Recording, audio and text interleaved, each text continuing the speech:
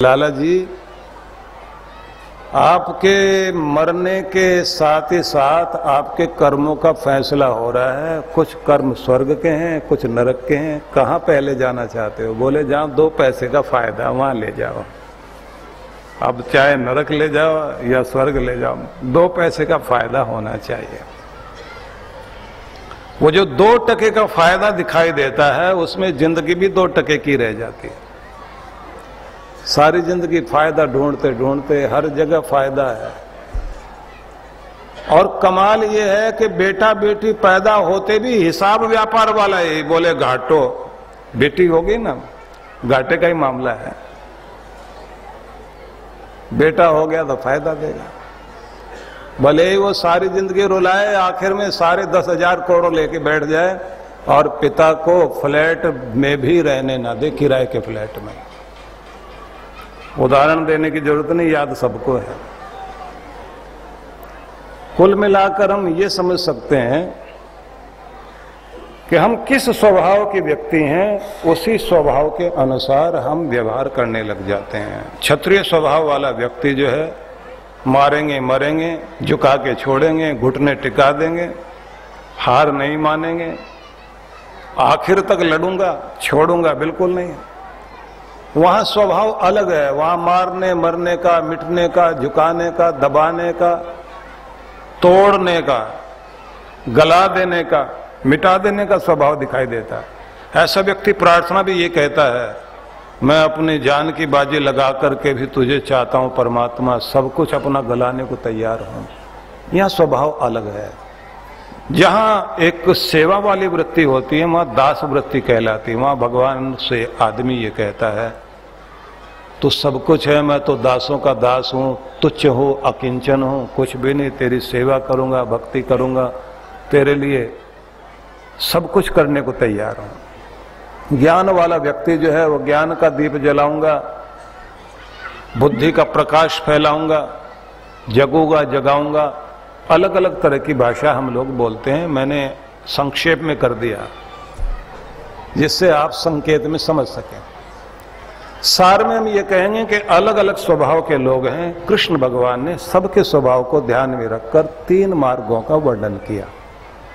इन 3 मार्गों में आपको अपने स्वभाव के अनुसार अपना मार्ग चुनना है। और यहां ये बात जरूर ध्यान में रखनी है कि आपको विनम्र भी रहना है, क्षमाशील रहना है और दयालुता को भी अपनाना है। जैसे जैसे आप अपने आप को, अपने चित्त को कोमल करते हैं, चित्त के कोमल होते ही आपके साथ परमात्मा की कृपाएं जुड़ती हैं। चित्त अगर कठोर है तो दूरी बनी रहती है। और ऐसे में इंसान दूसरों के साथ व्यवहार करते हुए ये कहता है कि गलतियों से जुदा तू भी नहीं, मैं भी नहीं। दोनों इंसान हैं, खुदा तू भी नहीं और मैं भी नहीं। तुम मुझे और मैं तुम्हें इल्जाम देते हैं, मगर अपने अंदर झांकता तो भी नहीं और मैं भी नहीं। दोबारा दोहरा देता हूं, गलतियों से जुदा तो भी नहीं है, मैं भी नहीं हूं। दोनों इंसान हैं, खुदा तो भी नहीं, मैं भी नहीं हूं। तो मुझे, मैं तुम्हें इल्जाम देते हैं, मगर अपने अंदर झांकता तो भी नहीं, मैं भी नहीं। गलत फहमियों ने कर दी है पैदा दोनों में दूरियां। गलत फहमियों ने कर दी है पैदा दोनों में दूरियां, वरना बुरा तो भी नहीं, बुरा मैं भी नहीं। वास्तविकता तो यही है। एक पंक्ति कल हमने बोली थी कि 2 चीजें बहुत नाजुक होती हैं, शीशा और रिश्ता। एक गलती से टूटता है और दूसरा गलत फहमी से। शीशा जो है गलती से छूट जाए तो टूट जाएगा, और रिश्ता गलत फहमी से ऐसा फिसल जाता है कि टूट गया तो बाद में रोता है आदमी कि मैंने कितनी कीमती चीज खो दी। जैसे ही चित्त कोमल होता है मनुष्य का, बस वहीं से दया आती है, वहीं से क्षमा आती है, वहीं से सहानुभूति जागती है, और वहीं से सहयोग भी जागता है। इससे मानवता उत्पन्न होती है, एक दूसरे के काम आते हैं। हमें नहीं पता हमने जिसके लिए ब्लड डोनेशन किया है वो कौन था, लेकिन हमारी रगों का खून किसी की रगों में गया, उसको जिंदगी दे गया, और उसके चेहरे पर मुस्कुराहट आई, और उसके माँ बाप ने जब उसको देखा कि मेरा बच्चा बच गया है, पूरे घर में खुशहाली फैल गई। वो जो करुणा आपके अंदर थी उसने ही ये कार्य कराया, आपको कर्तव्य बताया, आपको मानव बना दिया। क्योंकि दानव होने के लिए तो बहुत तैयारी है, हर कोई आपको उकसा रहा है, भड़का रहा है, हर कोई आप पर अपनी राय लाद रहा है। और ये जो युग है, इस युग में राय लादने का और अपने अनुसार चलाने के बड़े तरीके हैं जो आपको पता भी नहीं है। बड़े बड़े होर्डिंग लगे हुए होते हैं जिसमें आपकी राय बदलने का प्रयास किए जाते हैं कि कौन से साबुन से नहाना है, किससे नहीं नहाना, और कौन सा तेल लगाना है और कौन सा शैम्पू लगाना है। आपको मजबूर किया जाता है, आपको मजबूर किया जाता है टीवी की स्क्रीन पर दिखा करके कि बस ये चुनाव कर लीजिए, आप ये कपड़ा पहनना है क्योंकि ये इसी एक्टर ने पहना है, इसी दुकान का सोना खरीद लेना, यहाँ की ज्वेलरी अच्छी होती है।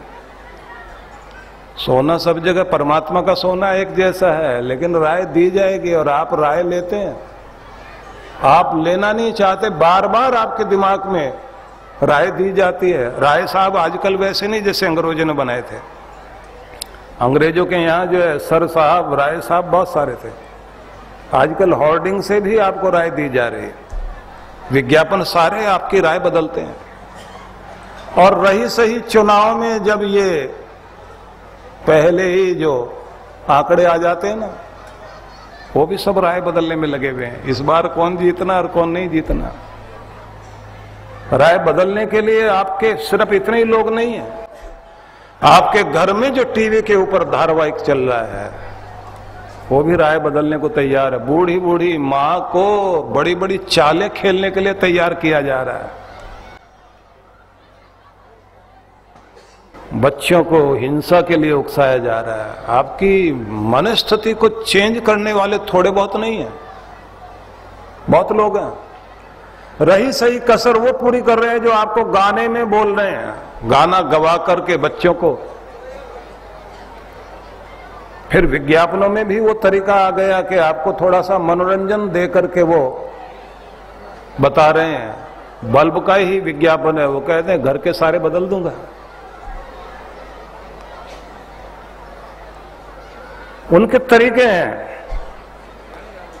कुल मिलाकर मैं आपसे ये कहना चाहता हूं कि आपके मस्तिष्क को प्रभावित करने वाले बहुत लोग हैं, लेकिन जब आपके मस्तिष्क में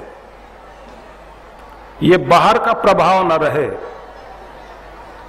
और आपके अंतःकरण में कृष्ण का संदेश, गीता का संदेश उतर आए, आपका चित्त शुद्ध हो, पवित्र हो, एकांत में शांत होकर के जब आप बैठते हैं और अपने अंदर में झांकते हैं और आपके चित्त पर उठती हुई जो लहरें हैं विचारों की वो शांत हो जाएं, उस समय आप अपने स्वरूप को पहचानते हैं कि मेरा स्वभाव ये नहीं है, मैं इस तरह का आदमी नहीं हूं। तब आपके अंदर एक अलग तरह का रूप दिखाई देता है जिसमें आप ये कह सकते हैं बड़ी अच्छी अच्छी विचार वाली बातें, ज्ञान की बातें आपके अंदर से उठती हैं। इतनी अच्छी बातें उठती हैं, अगर आप कागज पर उस समय लिख दें अपने लिखे हुए को दोबारा पढ़ के देखना, आपको लगेगा मेरे अंदर से भी ऐसे विचार उठते हैं। तब आपके अंदर का जो ज्ञान वाला प्रवाह है वो जाग जाता है। जब कभी आप एकांत में कोई भजन सुनते सुनते प्रभावित होते हैं और आंख से आंसू बहने लग जाएं, भाव विभोर हो जाएं, बस वो जो समय होता है आपके अंदर से भक्ति जागने लग जाती है। कभी कभी हम लोग ऐसी स्थितियों में भी होते हैं कि जब हम जिंदगी का बोझ उठाते उठाते थक जाते हैं, परेशानी में मां याद आती है ना। तो किसी ने पंक्ति लिखी थी कि फिर से तू मुझे स्कूल का बैग थमा दे मां। 50-60 साल का हो गया, बोझ उठाते उठाते जिंदगी का दर्द से भरा हुआ है, वो मां को याद करता है। फिर से तो मुझे स्कूल का बोझ थमा दे मां, इस जिंदगी का बोझ उठाना बहुत भारी है। वो अच्छा था, स्कूल का बैग भारी तो लगता था, उस समय भारी लगता था, पर तेरी ममता के कारण उस समय मैं दर्द भूल जाता था। अब कोई प्यार देने वाला नहीं जो मेरे दर्द को छीन ले, वो तो केवल तू ही थी जो मेरी पीड़ा को दूर कर देती थी। आसान नहीं है कि जीवन में आप जब जिम्मेदारियों का बोझ उठाते हैं तो उस समय कितना दबाव तनाव आता है। उस समय आपको चाहिए, आप पिघलना चाहते हैं, अपने अंदर के आंसू प्रकट करना चाहते हैं, बोलना चाहते हैं। बाहर से बोल्ड बने रहते हैं लेकिन अंदर से हम बहुत पिघले हुए होते हैं। कोई हमारे दर्द को पूछे, कोई हमारे साथ बैठ के बात करे। कहने के लिए हम सब लोग बोला करते हैं कि राजी हम उसमें जिसमें तेरी रजा है, जैसे तू रखे बस उसी में मजा है, जैसे तू रखे उसी में मजा है। बोलते जरूर हैं लेकिन अंदर से हम सब बहुत कमजोर होते हैं। तो जरूरत होती है हमें भक्ति की भी, और जरूरत होती है हमें कर्मशील और कर्मयोगी बनने की भी। अब मैं थोड़ा थोड़ा तीनों के बारे में बताऊंगा और उसके बाद आपसे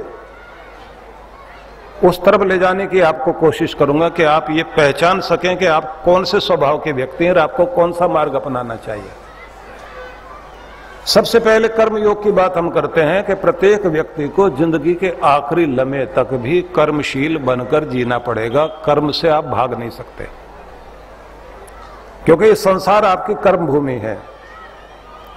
इससे कोई फर्क नहीं पड़ता आप अमीर हैं या गरीब हैं, छोटे हैं या बड़े हैं, ज्ञानी हैं या अज्ञानी हैं। कर्म सबको करना पड़ेगा, संघर्ष सबको करना पड़ेगा, बीमारियों से सबको लड़ना पड़ेगा, गरीबी से सबको लड़ना पड़ेगा, अपना हक पाने के लिए सबको लड़ना पड़ेगा। और हर व्यक्ति को अपने सम्मान की रक्षा स्वयं करनी पड़ेगी। और हर व्यक्ति को मौसम से भी लड़ना पड़ेगा, परिस्थितियों से भी लड़ना पड़ेगा, दर्द से भी लड़ना पड़ेगा। और हर आदमी को अपने अपने हिस्से का सुख अपनी तरफ खींचना पड़ेगा। आपकी मुस्कुराहट को छीनने वाले लोगों की भीड़ चारों तरफ खड़ी हुई है, आपको अपने हिस्से की मुस्कुराहट भी छीननी पड़ेगी, लड़ना तो पड़ेगा। रोने से कोई आपका सहारा बनने के लिए आएगा नहीं, झूठी हमदर्दी करने के लिए कोई भी पास में खड़ा हो जाए, बच्चा हो या बूढ़ा हो, हर एक को अपने दर्द का सामना स्वयं करना पड़ता है।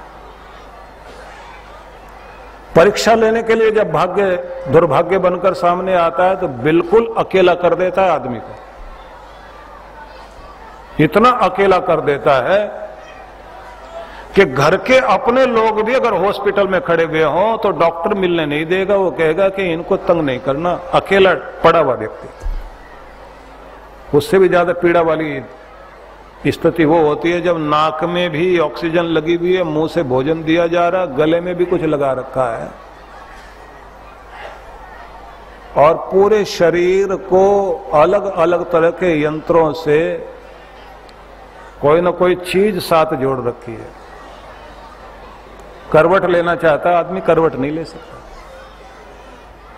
खुजली हो रही है, दर्द हो रहा है, जैसे पड़ा वैसे पड़ा। और वो कहता है कि अब लंबी जिंदगी नहीं चाहिए, लेकिन अपनों के साथ बैठ के बात कर लेना चाहता हूं। लेकिन अपनों के साथ बैठ के बात नहीं कर सकता, सामने खड़ा देख रहा है। ये भाग्य कैसे अकेला कर देता है, विचित्र है। अगर आपके पास अपना आत्मबल है और आपने उसको कमाया है, वो आपकी रक्षा करेगा, वो आपके साथ आएगा। अपने मनोबल से, अपने आत्मबल से, अपने प्राणिक बल से, अपने बुद्धि बल से आप अपनी परिस्थितियों का सामना करते हैं। अब एक बात ध्यान से सुनिए, शरीर का बल प्राप्त करने के लिए आप अपना भोजन भी करते हैं, अपनी एक्सरसाइज करते हैं, अपनी मसल पावर को बढ़ाने के लिए आप वेट वगैरह उठाते हैं, अनेक तरह की एक्सरसाइज करते हैं। लेकिन आंतरिक बल प्राप्त करने के लिए क्या करना होता है? आंतरिक बल प्राप्त करने का सीधा नियम है कि अगर आप अपनी कायरता से, भगोड़ेपन से जीतना चाहते हैं तो साहस को जागृत करिए, डर का सामना करिए, दर्द का सामना कीजिए। जो चीज आपको चिंता देती है, जो आपको डराती है, उसकी तरफ कदम बढ़ाना शुरू करिए। जितने जितने आप साहसी होते जाते हैं, आपका साहस बढ़ता जाता है। और जितने डरपोक और कायर बनकर भागते हैं, उतना आपके अंदर कायरता बढ़ती जाती है। थोड़ा सा भी साहस का काम करके देखिए, आपका साहस बढ़ेगा। और जैसे ही आपने आदत डाल ली डर के भागने की, इतना डर जिंदगी में बैठ जाएगा, उसका सामना करना मुश्किल हो जाएगा। विश्व में अनाथ समस्या भयावह है। भारत में अनाथ लावारिस बच्चों की संख्या 4 करोड़ से अधिक है। बेबस, लाचार, भोले बचपन को आपके प्रेम और सहयोग की जरूरत है। हम सूरत, गुजरात और कानपुर, उत्तर प्रदेश में 2 अनाथालय चलाते हैं। अत्यंत गरीब 1000 बालक बालिकाओं के लिए फरीदाबाद, हरियाणा में ज्ञानोदय विद्यालय और झारखंड प्रदेश में नक्सली समस्या आतंकग्रस्त क्षेत्र में आदिवासी बालक बालिकाओं के लिए 2 स्कूल संचालित करते हैं। इस महान कार्य के लिए आपके आर्थिक सहयोग से इन बच्चों का भविष्य संवर सकता है।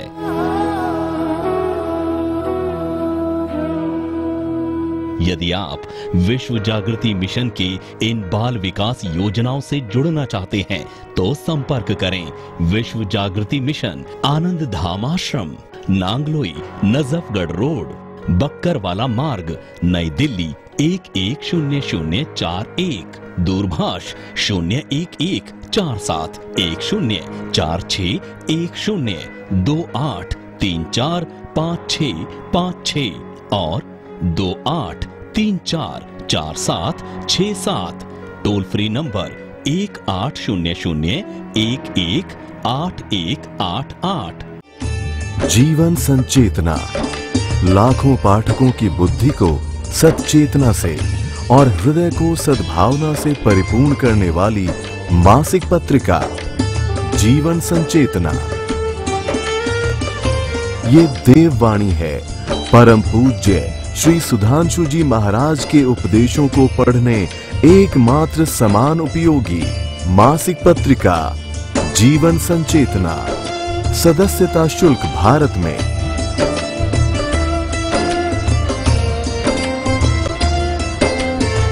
सदस्यता शुल्क विदेश में।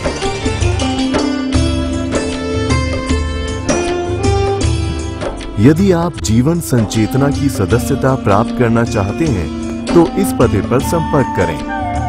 विश्व जागृति मिशन, आनंद धाम आश्रम, नांगलोई, नजफगढ़ रोड, बक्करवाला मार्ग, नई दिल्ली